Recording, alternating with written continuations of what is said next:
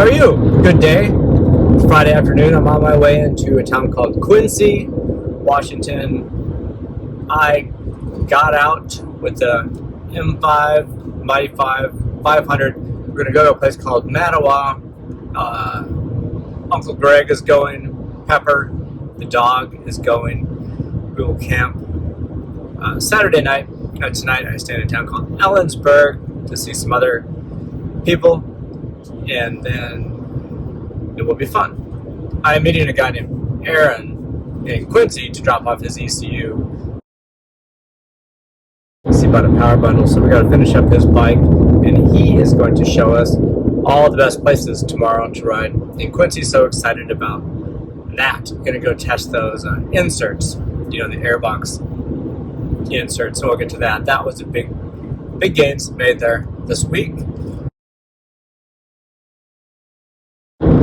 What else is great? Tuesday, I just ditched. It was so nice that my wife was like, it's going to be 65 degrees and no wind out on the beach, Rialto Beach. Let's just scrap it and go out there and play. And I'm all right. So I even left a voicemail, said, hey, call on Wednesday. I'm out.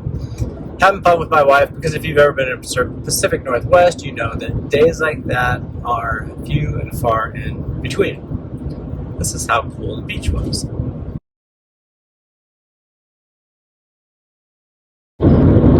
I know, shorts and a t-shirt, amazing. At the Pacific Ocean up here. Doesn't happen that much. What else is great? Yeah, so ditched out with the Mighty 5, got on the ferry, the Kingston ferry. I love the ferry, you know that.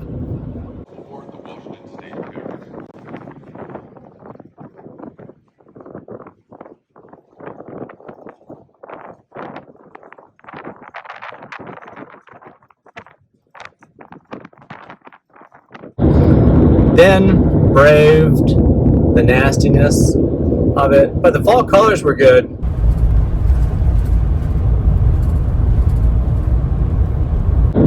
Ditching up and over the 2 in Leavenworth, it was kind of nasty, but now we're in the sun.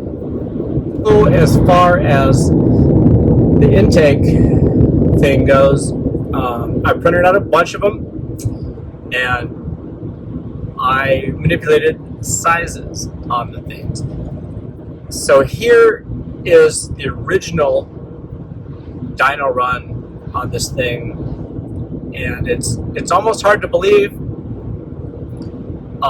It was better than I thought. It was only designed for riding on bottom end. It's the only place it was tested, but there was a bunch of them, and one really stood out, and it's longer on purpose. The whole thing was to gain length for bottom end, make it as long as possible, make nice rounded intake entrances. It looks like a big pair of lips. Also to get the right velocity in there. So one was really good, and this is actually what it was like on the dyno versus nothing in there at all, just taking the reeds out.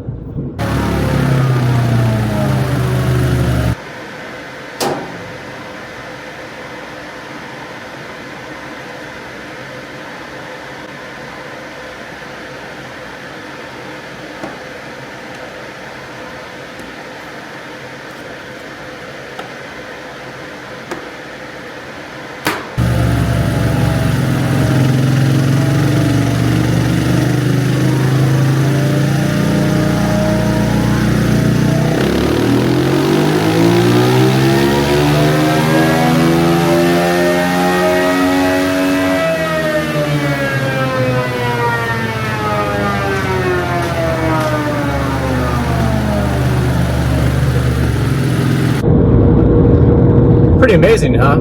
And the fact is, yeah, that was a wide open. That's not really even where it's designed to work. But every time you do something like that, you want to know where it works everywhere. I wasn't looking for any kind of gain there. I was just hoping that there really wasn't any kind of loss. I wondered what the length was going to do on that, just to see, and now I know. So very happy with that. And then we even got one that was better. I wanted one that fit a little tighter in the boot, so I enlarged the whole size. I increased the size of the whole thing in a pretty machine by 100 It went from 100% to 102%, and that made everything just a little bit bigger, so it fit a little tighter. Of course, it was a little bit longer, but that also made the ID of the thing, the hole inside of it, just a little bit bigger, and apparently that's the one, and that did this on the dyno.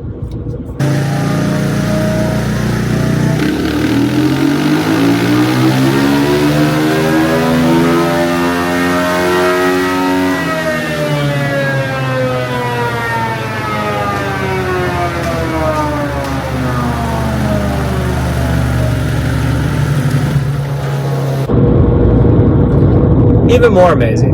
And if you look at the thing and go, well, there's that little loss on top, well, you know, then you're not looking at it right, because one, nobody bought a 500 for top end. Two, that's past the peak of power. Nobody res 500s out to 10,000 RPMs in search of power, especially when it's already fallen off.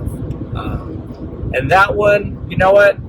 Every single day, man, you have to calibrate that thing every single day. I'm constantly calibrating that dyno to make sure it's as safe or as accurate as possible every single day. I ran the baseline without it, and then I slipped it in there, and you do it back to back, and rarely do I compare one day to another. A lot of the times it's just because we have a lot of humidity, the relative humidity, because I'm only 2 minutes away from the ocean. In fact, if you want to see where I live, that's cool. I live in a town called Squim, Washington. All I have to do is drive across the street, and this is what I have. Our little, we have a little private airport. So this is our little private airport, and it just launches out over to the ocean. So there's a little windsock, and it's cute because you have to mow the airport. And I got a car coming up my butt. But yeah, there's the water out there. There's my humidity problem. So that's how close I actually am to the ocean, and the fog will roll in. So a lot of days, you know, you'll have 80-90% humidity, and of course that recharges the air, it gets rid of the oxygen, and the bikes just don't run as good. So other things could be the same, and you go, well, why did I lose power? And that's it, and it'll change constantly throughout the day. Like a lot of days it'll be 24%, and then it'll be 34%, and then the fog will roll in, and an hour later it's 50%, and then things are radically changing. So back to back, same day, same time, to make it as accurate as possible. So either way, I mean, both times, both days, the smaller one, the bigger one, you always have that game. So something is working well there. Now it's just down to material of the thing, and I think the material is figured out. Good for the heat, good for the fuel. Left it soaking in fuel overnight. I didn't get soft, nothing awkward. You take the things to the heat gun is the best way to do it, because it really doesn't get that hot in an intake track. If it's 100 degrees out, I mean, maybe that intake will get to 110, but it's always got that cool air rushing through it, so it's staying cool, and it's quite a long ways from the engine. And you really don't get the fuel on it either, because, you know, the injector's far in front of the throttle plate. So none of those things are a real concern, but you're checking the extremes of it. Yeah, but you'll take the heat gun to it, and you'll get that thing up to whatever it gets up to, 400 degrees. You'll take your thermo gun, and you'll shoot it coming out of the heat gun. You know what it is. You'll shoot the part as it starts to get melty to see if it really comes apart and what kind of happens there. So it's relatively tested to the extremes. That's the last aspect of it. That part's sorted out. Even have another machine coming. I bought another printer to keep up with this, and a few other ideas that are going to work. Man, so it's been a good day. Okay, Aaron wrote his stuff, and now he's got his two cents on it. So the first question should be, so you said you watched some videos, and then there's one that caught your eye, and that's why you contacted me. Which one was that?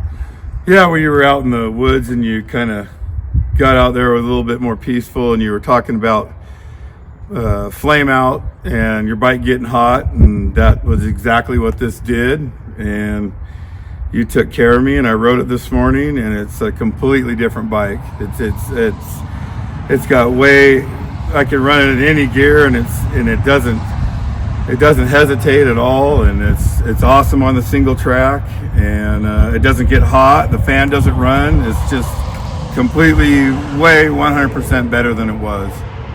Yeah, cool. And that's just a simple power bundle. So Yeah. So now are you glad you didn't spend $1,200 on an aftermarket ECU? Yeah, absolutely. Yeah, it's a new exhaust tip, and then I did the delete and the O2 sensor plug and the chip, and it's, like I said, you spend that much money on a bike and it gets hot on you, especially living in the desert, and it's a completely different animal, and it's got lots of grunt low end and pick up about another 18 miles an hour top end.